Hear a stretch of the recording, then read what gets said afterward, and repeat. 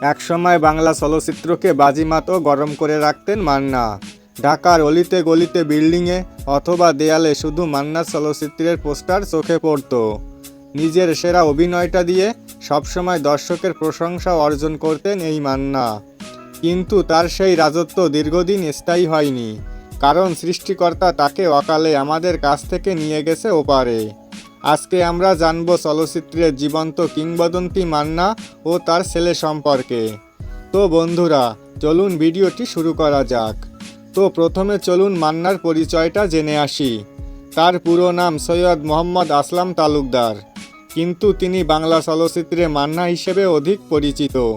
নায়ক Manna 14 April 1964 সালে টাঙ্গাইল জেলায় জন্মগ্রহণ করেন।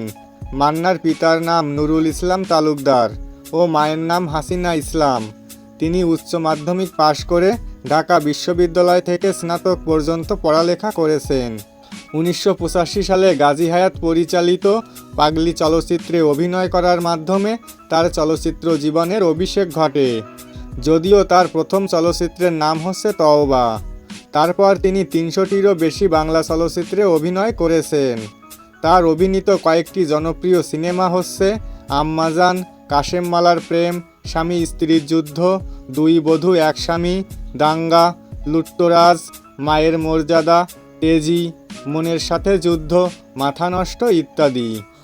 বাংলা চলচ্চিত্রে অভিনয় করার পাশাপাশি কয়েকটি চলচ্চিত্র পরিচালনাও করেছেন তিনি।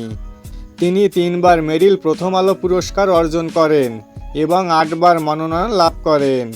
এছাড়া তিনি বেশ কয়েকবার বাচসাস পুরস্কার লাভ করেন।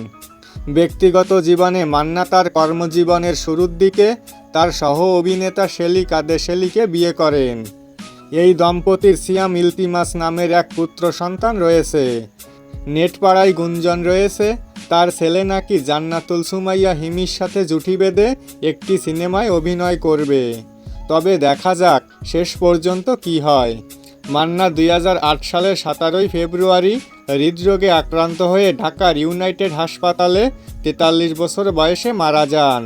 পরে তাকে টাঙ্গাইলে পারিবারিক কবরস্থানে দাফন করা হয়। তো বন্ধুরা, আপনাদের কাছে মান্নার চলচ্চিত্র কেমন লাগে এবং তার ছেলে অভিনয় করলে আপনাদের কাছে কেমন লাগবে তা অবশ্যই কমেন্টে লিখে জানাতে ভুলবেন না।